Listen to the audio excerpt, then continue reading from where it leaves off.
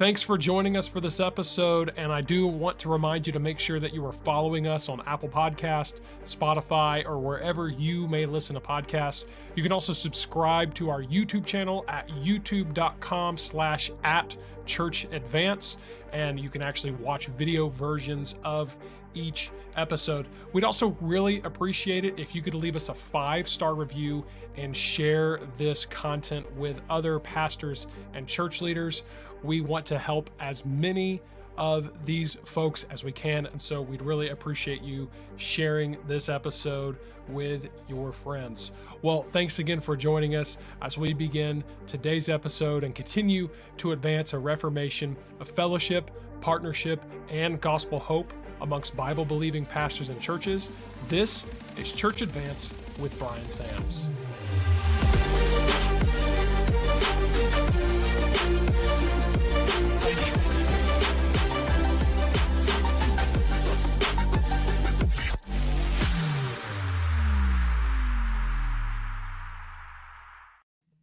Hey, everybody. Welcome back to the Church Advance podcast with Bryan Sams.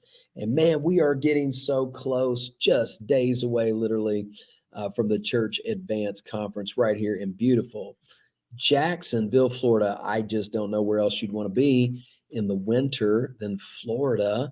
It's where people come to get away from frigid places like Michigan and Maine and come down here. Enjoy some sun, but more than that, enjoy some great fellowship, enjoy some great preaching by Kurt Skelly, H.B. Charles, and some dynamic teaching sessions. We have Nate Skelly. We have Pastor Mike Brown from over in Milton, Florida, and the team from Biblical Ministries Worldwide. We're going to talk about healthy churches. And then, of course, the feature, big teaching feature, is going to be all day Friday with Pastor H.B. Charles on preaching and on pastoring. It is worth every mile traveled, dollar spent to get here. And then, of course, will be our last event. We're going to be syncing up with H.B. Charles for the Cut It Straight conference going forward. And Luke, I'm looking forward to having you here at the Old Church Advance Conference, man. It's going to be great. Yeah, looking forward to being back. Honored to be a part of the last one, and but I think it's the future. We keep saying the last one, but it's really not that. It's like you said, we're just rolling it into something bigger and better, really. And so I'm looking forward to being a part of that as well. And yeah, I'm looking forward to that Florida weather, because even here in Nashville, it gets pretty frigid come February. So I look forward to that more mild temperature. I just figure, look, if I got called to Maine, I'd probably end up being Jonah. I just don't. I mean, I think God wanted me to be in the warmer weather. I really do. And I love it. And it's good for you. It's really good to get away. I know sometimes we get up there. I was up in Canada one time in like late March, and like Lake Erie was still frozen over. It's like, what on earth? Yeah, maybe it was early March, can't remember, but it was whatever. It was still bad. I mean, it didn't matter if it was December if the lake's frozen over, right?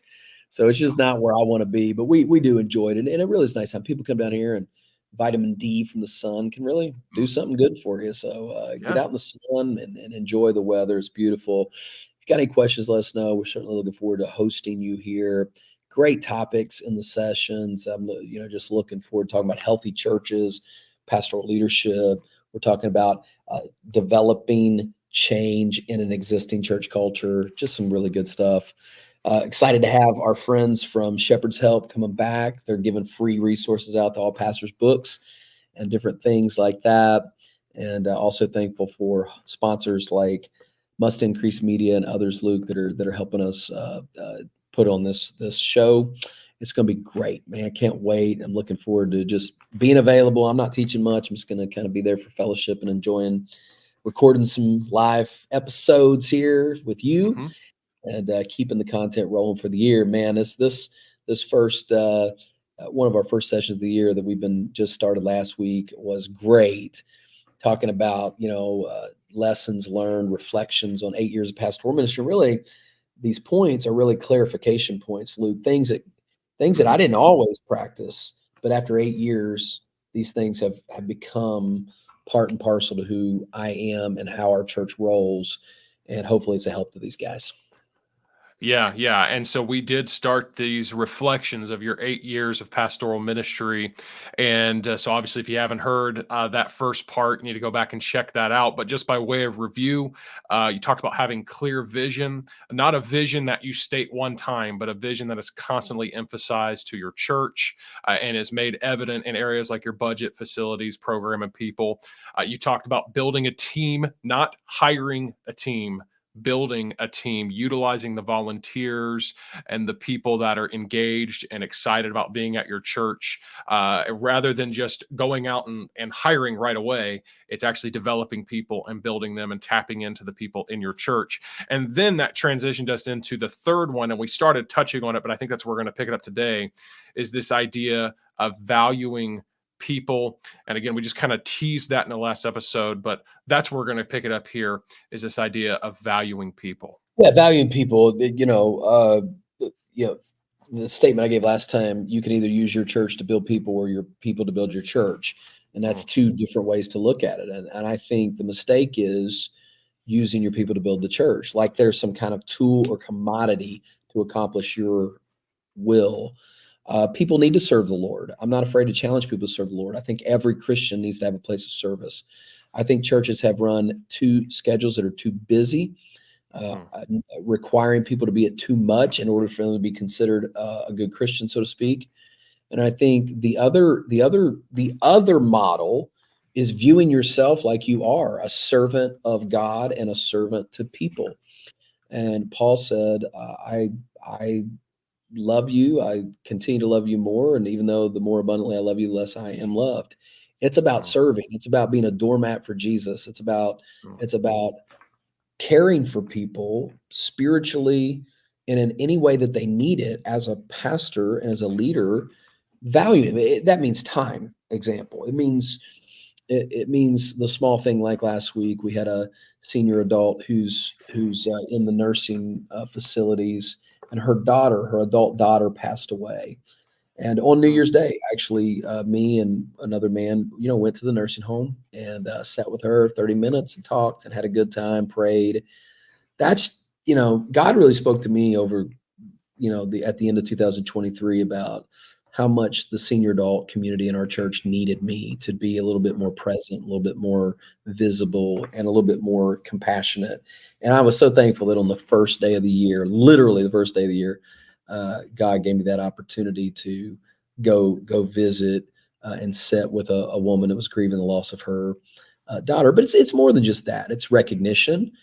mm, It's telling people how much you care. It's not just being there and recognizing. It's also being sensitive to um, moments where the church membership would want to know that you're thinking about them. It's not all about what are we doing for God. It is about, I love you, our church loves you, we care about you.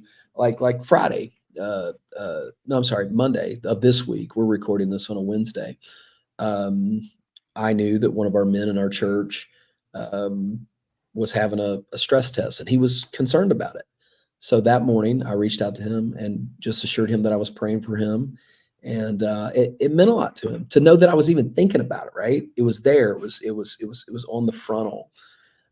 I'm looking at my desk right now at a picture of that same man. He's getting ready to move to Orlando. He'll be, unfortunately, about one more week in our church. He's leaving, but I've got a framed photo of his baptism on my desk, and I'm giving it to him as a gift of his departure. It's mm, just a touch, right? I value him. I'm thankful for him. It certainly can go in more official recognition, where you have a luncheon, or at least a recognition, a gift card to your volunteers. It is this on my desk, which is our membership list that I pray through, and oftentimes it's just a nudge to pray for somebody, and then tell them, hey, I prayed for you today. Just value people, pour into people. uh, People are the greatest asset that you have, but not only as an asset, just as the object of your care and concern, and Christ's care and concern. And sometimes I felt like my only value at a church or a team was what I can do. Um, but I also think that I want people.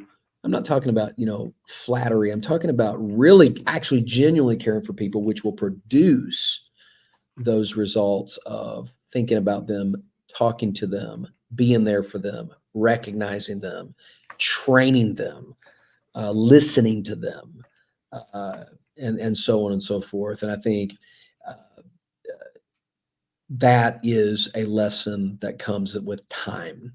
Uh, Yeah. and I don't think it's something I embraced really well when I first came, and I regret that. I wish I would have done a better job of being here for the people, not them being here for me. Maybe that's the best way to Mhm. say it.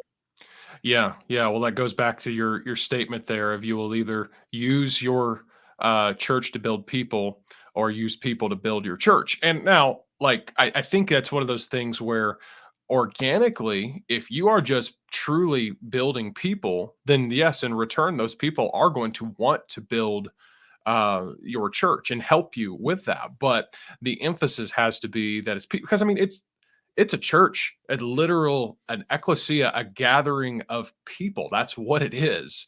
Well, It's not buildings. And I like how you mentioned it's not programming, it's not service times, it's not, any variety of these things. It's even not a staff like we're talking about the hiring and building a team. It's yeah. it's people. Well, I said this to somebody the other day that was having a hard time with a personal relationship. It was a young person, and specifically their parents, and I just stopped them and looked at them and said, "Just remember this: your mom is a person that Mhm. has real feelings. Every human has a story. Every human has fear. Every human has struggles. That's our job, man, to be Mhm. there and provide assurances and know that we care. And again, the focus of our ministry sometimes is can even be so much on those without that it neglects those that are within. And I'm sure I don't have the balance down correctly, but I just think the what has shifted in my mind is, oh, here's another way to put it, Luke. Let me tell you this. Maybe it's a question I can ask to any pastor listening to. Somebody drops in to see you or call you. Okay. Is that an interference or an Mm. opportunity? Wow. Yeah. You know, oh, some church members calling me. Well, maybe that's what you're supposed to do. Mhm. Maybe that's the thing of the hour. I'm sitting here with a call that's going to need to be made as soon as recording is over, and I know I blocked this time off, and I feel you know bad that I told the person, hey, I'm actually live, man. I can't get to this right now, but as soon as I hang up, I am absolutely going to make that call. I don't want them to think like that's not an interference to me. Probably 5 years ago, I'd have been like, "Oh, good grief, can I just be alone to do what I need? Do what I need to do." But I think now it's like, "Oh, that's actually why I'm here. Yeah. This Yeah. is why I'm here. That's why I'm this guy's pastor, Yeah. so that I can be available to him when he's got a question, a prayer request, or a need." Mhm. Yeah, and I don't wanna chase too much of a rabbit here with this, but let me just kinda, repeat something from or kinda point something out rather from, some of a personal experience of mine. Not only will as maybe a pastor or a leader, you're gonna find obviously that your responsibility is to care for people. There is something about, when you make people a priority in your life and you make, if you will, more room for, connecting with people in your life, it does something for you and for your soul. We aren't meant to do life together or life alone, rather. We're meant to do it in community. And just a real quick, just kind of personal illustration. I think for many people can relate. 2020 was a year of isolation for a lot of people, and I know that was the case for me. And I'm a bit introverted. I enjoy my alone time. But I found myself 2020 in a couple years to follow, really just isolating myself from people, and just not making a lot of intentional connections. And you know what I discovered a couple years later? It was like, hey, this has not been healthy for my soul, for who I am. And so, again, it's not just about, valuing people. Is an aspect of, yes, it will help other people, but it will bless you as well. Yes. because that's what we're designed to do, is to let others help us, and us also help and value them. And so That's great. I got a valuing, story. I got a story here. I got to do that. This is absolute gospel gold here. I'm not going to tell you who, and I'm not going to tell you where, but I'm going to tell you a story that's a true story, and it's incredibly relevant, and it just shows you just value people. Don't worry about the rest. Mm. I've got a friend who is a pastor of a large church, and a very busy pastor with a lot on his plate, and he went to lunch one day after church, and at the restaurant, a lady walks by and approaches the table, excuse me, and says, "Hi, Pastor. My name's so and so, and I was a guest at your church today, and I just wanted you to know that I really appreciate the service, etc." And then she said, "Could I request prayer? I have a surgery tomorrow, Monday morning." And he said, "Sure." Prayed for her right there. I think he was with his family, and got her name, asked her, the details of the surgery. The next day, he gets up, doesn't even know this woman.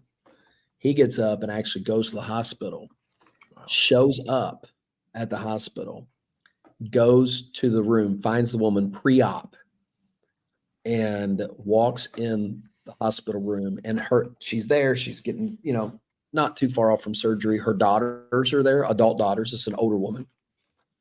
Prays with her. This woman is so blown away by the pastor's kindness and thoughtfulness that she, basically decided to be a part of his church. One of the first things she did when she decided to join the church was she wrote him a check for $100,000 for something that he needed personally. Then, come to find out, this person is a very wealthy widow with virtually endless pockets, and it has led to some of the most extraordinary ministry funding and opportunities that I've ever heard of, all because he just cared for her. He didn't care for her about her money because he didn't even know she had it. Yeah. He genuinely cared for her, and look what it did. Now, that doesn't mean that's going to happen to all of us. Okay. Yeah. Sometimes I wish it would, but what it does mean is this: it does mean I can value people, love, and focus on people, and God will take care of the rest. And I think that's a really important point. Yeah. That's a powerful story. And I've heard it said, "Do for one what you wish you could do for many."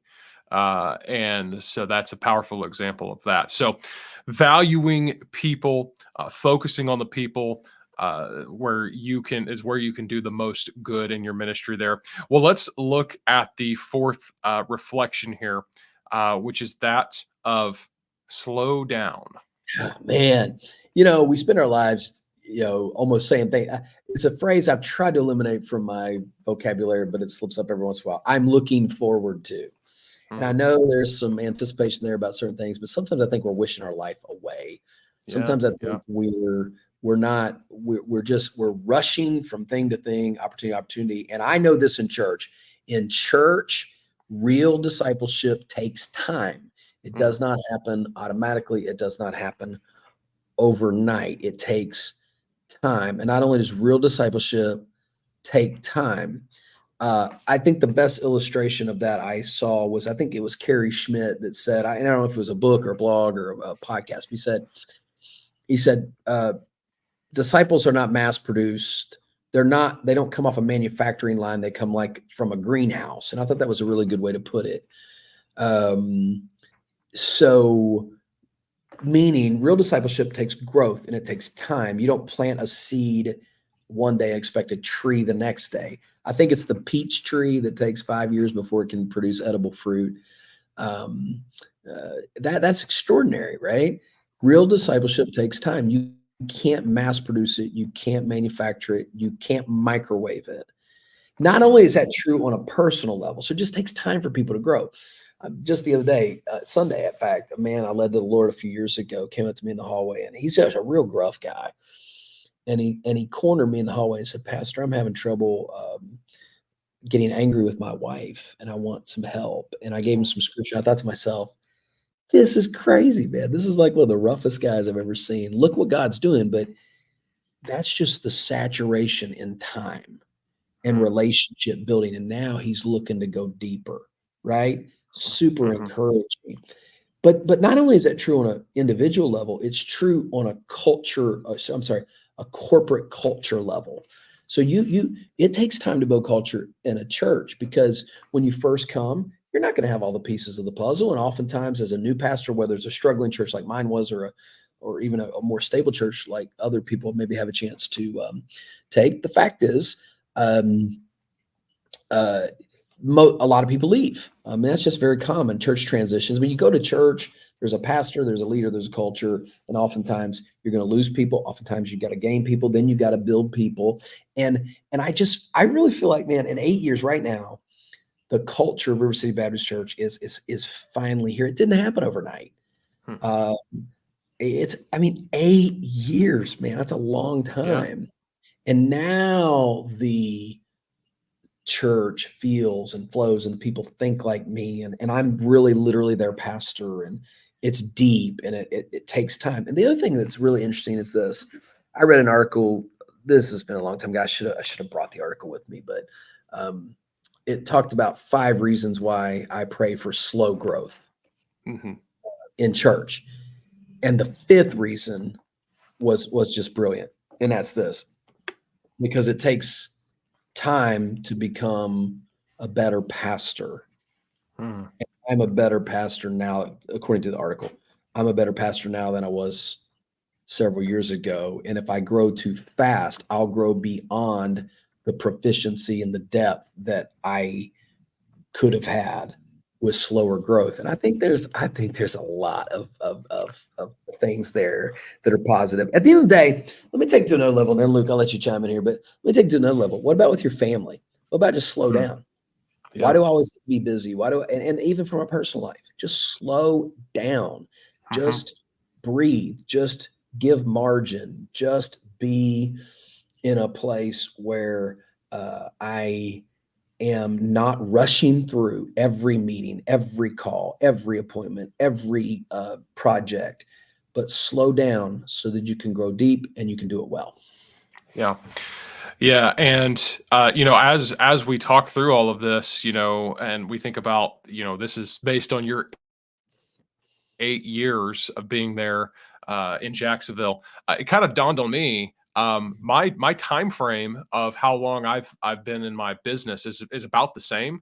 In fact, you were the first, or you were one of the first, if not the first, church that I actually did work with rather, once I started my business. And I think of the same concept, like you said, to not just in a church. It could be applied to a family or to just general business. Like there's very few businesses or churches or organizations of any kind, really just explode overnight. That they just have one big, in the business context, one big sale that just takes them to the next level. Now, again, it happens. We see it happen, but it is that slow growth. And I can even reflect and be like, oh yeah, well, because I embraced that. And there were some seasons I didn't want to embrace the slow growth. I wanted just the instant, like I said, explosion of growth and whatnot. It's what slow growth, more or less, maybe not 100% guarantees, but gives you a more likelihood of experiencing long-term success. And it's just such a valuable thing to just like you said, slow down and enjoy the moment, enjoy where you're at, the stage, the season of your church, of your family, or wherever you're at. Enjoy it for what it is right now. Which I think really, I'm gonna go ahead and tack this one on, because they're similar, but I think there's a slight difference, and that's slow down is number 4, but the 5th one on this list is now, not next. Okay. If I'm not careful, I'm always focusing on the next thing that we were supposed to do instead of the now thing. There's a lot of things we could do. And I was talking to Angie just the other night about this, about when we were looking at some of those, I mentioned some of those old YouTube videos from the old church that are still out there in cyberspace somewhere. And I said, it's easy to get discouraged about what's not happening or where we are not yet, but look where we've come from. Look where we've come from. And when I say now, not next, focus on what you can do. I might not be able to do everything. I might not have the budget to do everything. I might not have the resources to do everything. I might not have the space to do everything. There's so much that I may not have, but what can I do? What is right in front of me? What can I improve today? And I think it's important to look and always be evaluating, know the state of your flock, know what you're trying to accomplish today. And so have some plans, have vision, have this is what's next, and then bite a chunk off. Take a step today. Do the task today. And I'm thinking for me as simple as like, I know that I'm doing a new men's Bible study and prayer group this year coming up. And it's going to kick off in about 3 weeks. But I had to take the first step. And yesterday it was changing the group and planning center and sending out a notification ahead of time. Now I've got some steps of promotion, and then I've got a launch here in about a week and a half. Our men's ministry is nowhere near where it needs to be. There's things I want to do 5 years from now, whatever. But this one step I can do right now, what's right in front of me today to make an improvement so that we can go on. But if I'm always dreaming out, oh, I can't do that now, then I might not ever accomplish anything today. So now, not next is an important leadership principle for yourself to take as your church. There's always something you can do. Remember Pastor Chappell used to say this all the time. Hey, look, if you can't do anything else, you can at least have a fresh coat of paint on the wall. It's like, hey, you can do something. You can do something right in front of you to improve your ministry, to improve your quality of life, to improve your family, to improve your relationship with your kids, improve friendships, whatever. There's always a step you can take. You don't always have to be on it. Yeah. And, And there's always, like you said, there's always something that can be done now. And, it kind of goes back to just like we're saying, just enjoy the moment, for what it is. Because, we go all the way back to the first point of vision. And I think a lot of times people get they kind of get confused because I think vision means I always have to be thinking about the future and what's next and what's out there. But, the future never comes if you don't live out the present. And, I know for me, something that, I think there's maybe there's something here just kind of in our psyche and maybe the way or the tradition that we were brought up in where, we don't, in some ways you don't want to live for the moment. And in that you don't want to make decisions, potentially unwise and foolish decisions based on just what feels good in the moment. But even though you shouldn't live maybe for the moment, you can still live in the moment and enjoy, what's here and what's happening. But of course, obviously there's that, mentality of gotta be aware of my future and the decisions I'm making now are going to affect my future and so forth. But there's nothing wrong with enjoying the moment you're in. Yeah. One of the most obvious applications of that is your family. Like I've got a 3-year-old. And I mean, everybody else is kind of, everybody else has moved on. And I just keep thinking, man, these moments, I better capture these. And he's the only one of my kids that really I can still snuggle with. Well, man, do it while you can, right? Do it while you can. I mean, who knows? There's going to be a last time that he's going to crawl in my lap and want to sit with me. And man, I just need to slow down. And I'll talk about kids in future episodes. But but I think it's really true of church, Luke. I think sometimes there's so much we can't do that we are paralyzed by what we can't do when there's something right in front of us that we can do. And I think that's important. Well, guys, look, man, thanks for joining us today. We're going to finish this up next time. Maybe take a couple more. We'll see. But until next time, we'll look forward to getting back with you on life, leadership, and ministry and creating fellowship and a hope and partnership among gospel, Bible-believing preachers. This is the Church Advance Podcast. Thanks again for joining us for this episode, and we really would appreciate it if you could leave us that 5-star review, and then of course share this content with your friends.